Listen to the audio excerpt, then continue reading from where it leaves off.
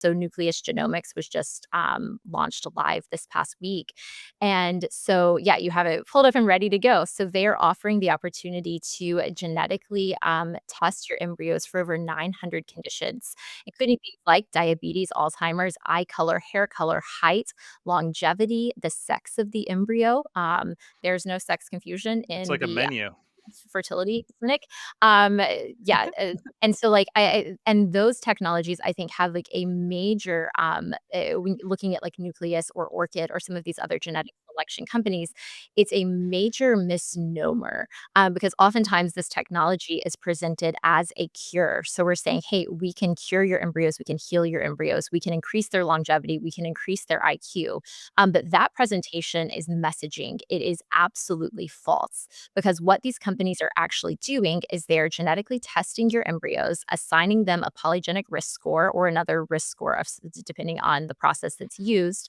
And then they're saying, hey, based on your embryos, here's the embryo that's, the most likely to be healthy, the most likely to live a long life, the most likely to be smart. And then parents are choosing which embryos they want to keep and which embryos they're destroying or freezing indefinitely. So this process of genetics testing and selection doesn't actually heal or cure. It simply says that there are some embryos that we think are good enough and some that are unfit, and destroying those human embryos that were created through that husband and wife or that man and woman, depending on the situation. So I think that there's like a host of problems here. And again, it's an overemphasis on these radical technological interventions, when in many cases, there's just, like, things that we could do on the front end that are a lot less sexy, a lot less technologically interesting, but may actually achieve the better result, which is helping men and women have the children that they desire, and then encouraging an unconditional acceptance of that child and technological innovation to actually heal the children from those diseases, not simply choose and destroy based on which one seems the healthiest or seems the best. Do you share the ethical concerns here, or do you think it's overblown? So first of all, I just so my issue here is that I'm mostly talking about like how to improve for example, IVG is like an extreme and I'm first of all we need to improve IVF itself, Okay. like the procedure of IVF.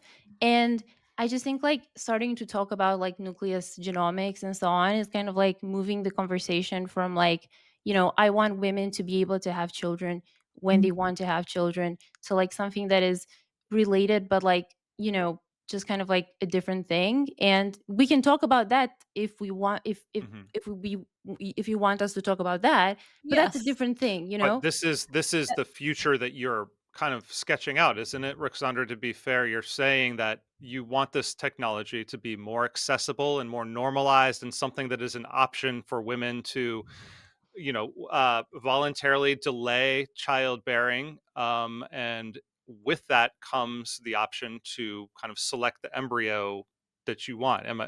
Is that an incorrect characterization? uh, the option comes with IVF. It already exists with current IVF methods. It's just that current IVF methods put women through more pain and more issues. So the option already exists out there. It's not something Okay. I haven't looked into the data for these. And again, we can talk about you know, ethical questions and so on, but like the option already exists with current IVF methods. It's just the current IVF methods are quite suboptimal and like put a lot of women through pain, through multiple retrieval cycles, women who are infertile and so on. So the option already exists actually. So Mhm. like is the concern that expanding IVF would also expand the use of these technologies? Is that the concern? That certainly is what tends to happen. So, about 75% of all clinics, fertility clinics in the United States, already offer a limited form of pre-implantation genetic testing, which primarily will test for monogenetic conditions like Down syndrome or Tay Sachs disease and the Mhm. sex of the embryo. About 73% of those clinics allow it for sex selection. So, this has already been part and parcel of IVF. So in many cases, clinics will offer women packages, right? And so it's not simply about how can we help you have a child, which I think is a bigger question that's even, as Sandra said at the beginning of this, IVF is only one small part of the bigger topic of how do we help women have the children they desire. But within this small emphasis on IVF itself, packages oftentimes include or really encourage parents to use PGT because the success of IVF depends on the health of the embryo. If the embryo is deemed less healthy, and these are like hotly contested, right? Like how reliable these studies are. So, a researcher Casper, who is actually one of the primary developers of PGT early on, has actually come out saying, I think it's Casper actually, one of the primary ones early on came out saying like, "Hey, I made a mistake in developing PGT because the results are actually so unreliable that when you're telling a parent the child may have Down syndrome based on this embryonic test, it's not reliable enough to destroy or like get Uh, rid of right? And so I think like whether we like view, and I think that IVF and PGT and nucleus are separate things, right? You can do IVF without genetic selection or without going the extreme route of nucleus. However, the use of the technology tends to encourage people along that path to increase success rates. And if they're going to spend that much money to have a child, the marketing is, well, then you should spend just a little bit more money to ensure you can have the healthiest child, the best child, the smartest child, the child that you want. If you only have the chance of having one kid because you are starting later in life, do you want a boy or a girl? What's your dream there?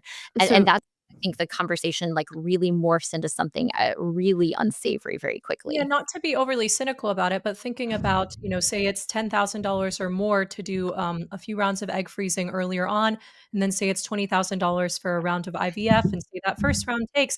I think for many parents, especially those who are, the sort of type A, high achieving upper middle class types who are perhaps most likely to be in these greedy careers and thus selecting into this, that $6,000 nucleus genetics add-on or nucleus genomics add-on is not too absurd a price to pay. And so it's very easy, at least for me, to see how 20 years from now, especially as some of those costs are driven down, this becomes a very standard thing. And at least for me, I worry about this creating a society that really devalues people who exist among us, who have sort of traits deemed lesser or traits deemed less desirable. I don't want to get into that future. What do you make of this, Ruxandra? well, so first of all, I want to, say some things about PGTA and like basically most embryos that are like the aim of PGTA is mostly to tell any kind of like chromosomally abnormal embryo, which isn't about necessarily about Down syndrome. Those are usually viable, but a lot of chromosomally abnormal embryos actually, if you implant them, um, they actually lead to miscarriage, and Yeah, like go the woman miscarry. suffers more down the line. And actually, I think PGTA, um, Hold on, I it don't know could if that's improve true. Hold on, the idea of the woman suffering more down the line, I if you. take issue a little bit with this because this feels a little bit like sort of secular eugenic society framing, because it's sort of this trade-off, like, to put it in very, clear No, no, no. terms. The embryo dies most of the time if you have a chromosomal abnormality. No, I understand that. But what I'm saying is that the suffering of a miscarriage because of a chromosomal abnormality versus the suffering of, as the parent, getting into this eugenics mindset of selecting which of your kids continue on to life versus which of your children get discarded. At least from my perspective, especially as somebody where half of my pregnancies have ended in miscarriage, even though I'm only 29 years old, there's a certain amount of like, I don't know whether that would reduce the suffering, right? I feel as though I I mean, want to for be me, sort it of would definitely. more. I But, wouldn't want to go through a miscarriage, and I have but members of my family who I went through a wouldn't want to miscarriage. select which of my children get discarded after And you're being not created forced in to a lab. select. You're not. So this is the difference. Like I'm not forcing you to AI select your program selection. children, whereas if you're against these technologies, I think this is the main difference. I don't want Emma or Liz or anyone else to select their children if they don't want to. I want like whatever they prefer to do is their choice. Whereas if you are against these technologies, and I don't want to have, I would prefer to not have a miscarriage, for example. Well, same Um, here. of sure, yeah, and I would prefer if I could, if I had the possibility to. And there are a lot of improvements on testing technologies, and I can get into details with that because I've just talked to like a top researcher who's investigating exactly this topic of like how we should best genetically test embryos to like reduce the risk of miscarriage. You're saying we want to, like, if someone is against that technology, it's kind of like infringing on my desire to like avoid, miscarriage. Whereas I'm not telling anyone you should select your embryos.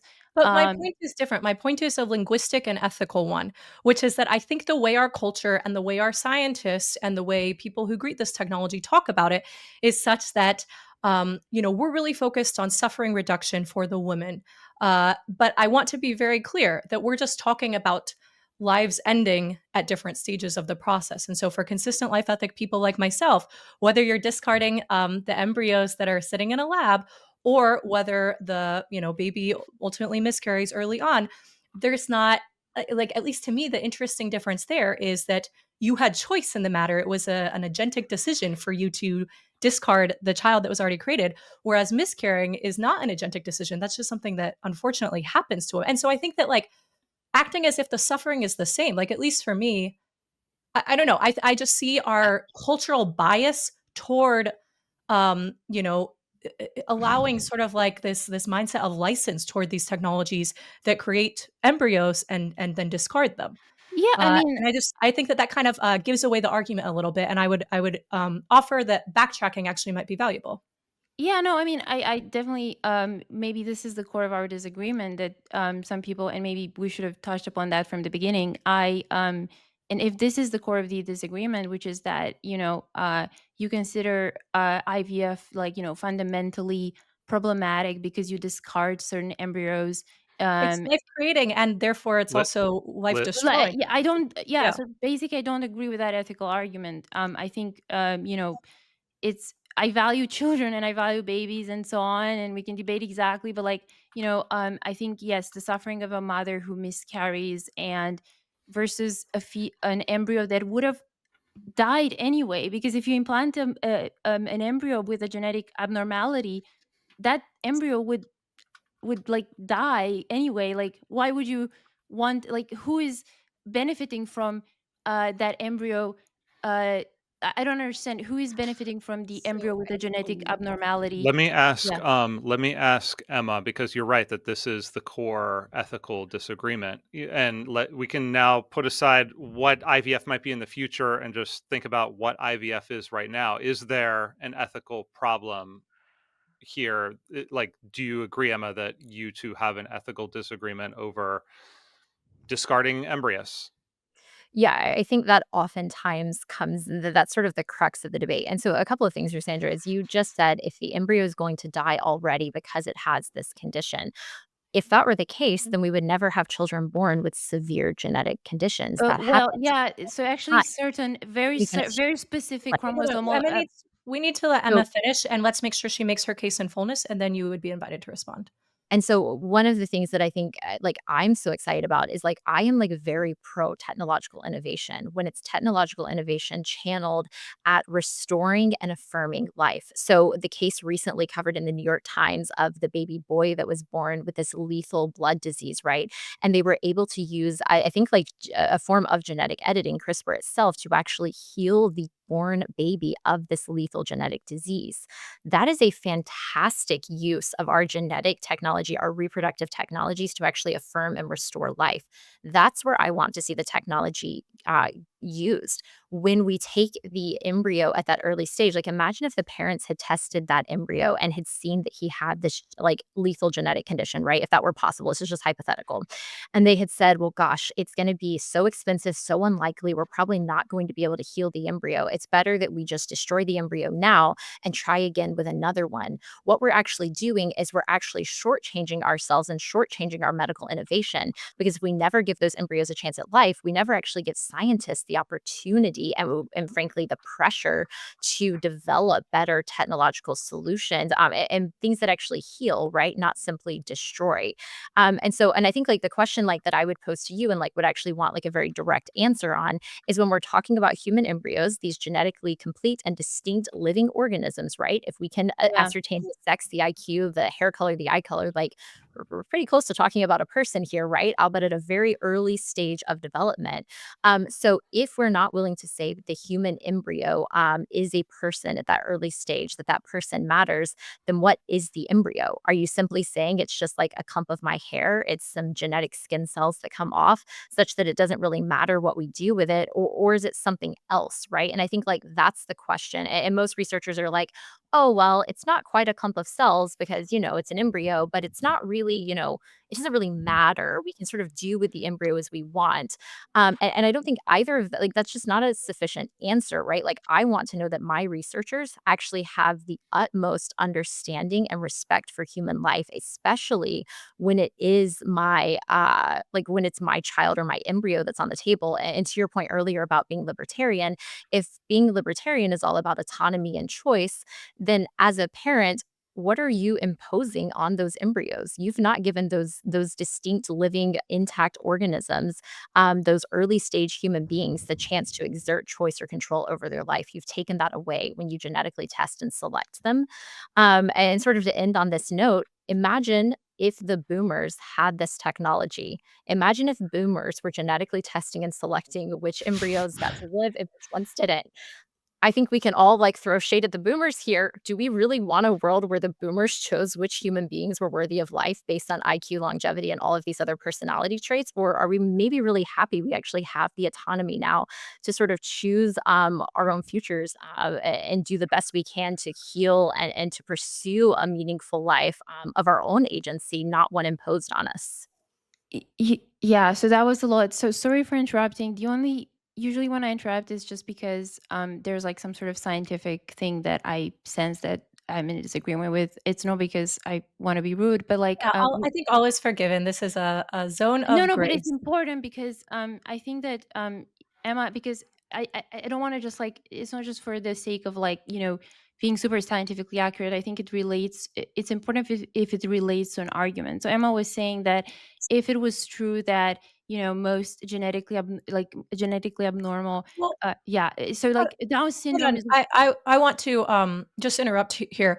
I kind of if you guys are comfortable with it, Emma, could you repose the very direct question that you had at the beginning of that answer? And then Roxandra, I would really like to get your full answer because I think yeah, that this is the crux of the disagreement. yeah. So Yeah, Emma, so really, really fast, and then Yeah, Roxandra. so really fast is what is the human embryo?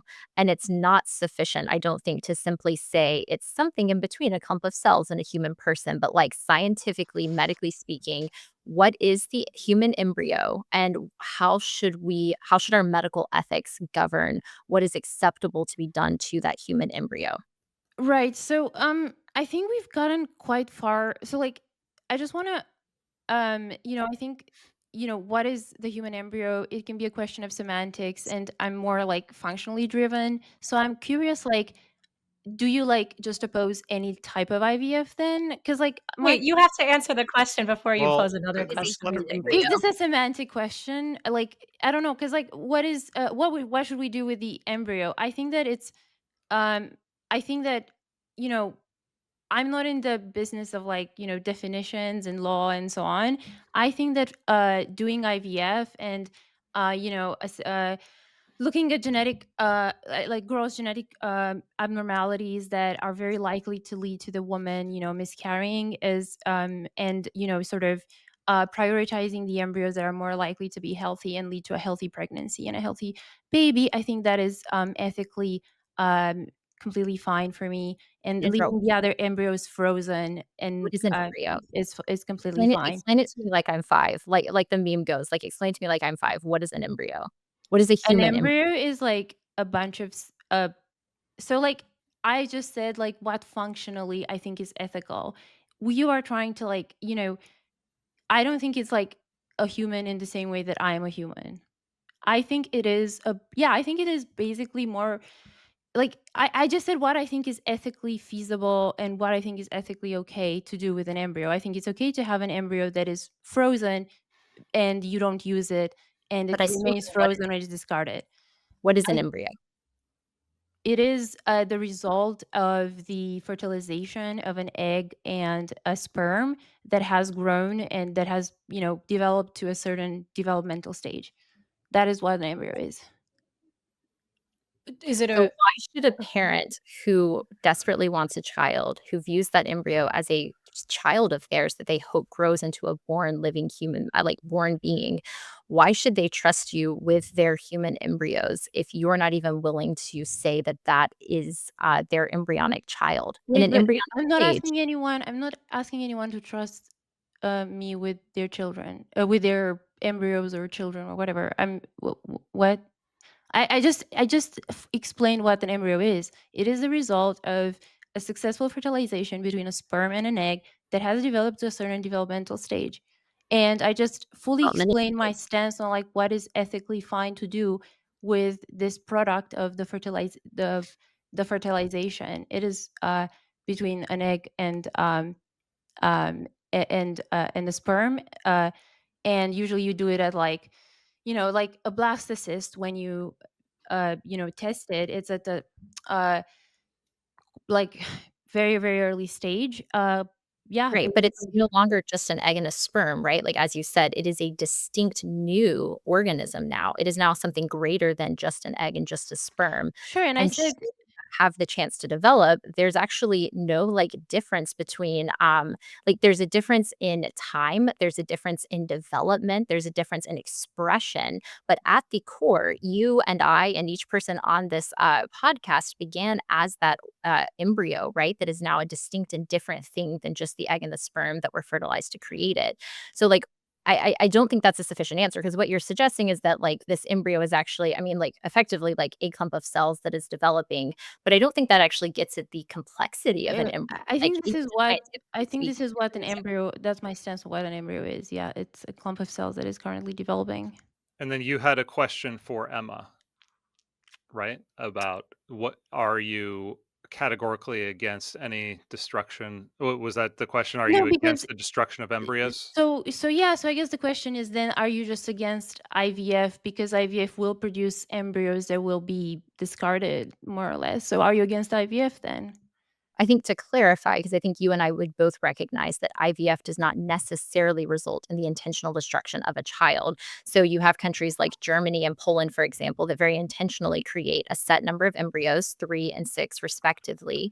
And then with the expectation that each of those embryos is given a chance at life. It doesn't Um, mean that they will always take, that that's always going to be the result, but it is possible to even practice single embryo IVF, right? Where you extract the egg, you take the sperm, you fertilize the egg in a petri dish and plant it in a woman. There's actually many variations of uh, IVF. so Embryo intentional embryo destruction is not synonymous with IVF. I am 100% opposed to the intentional destruction of a human embryo. Period. Full stop.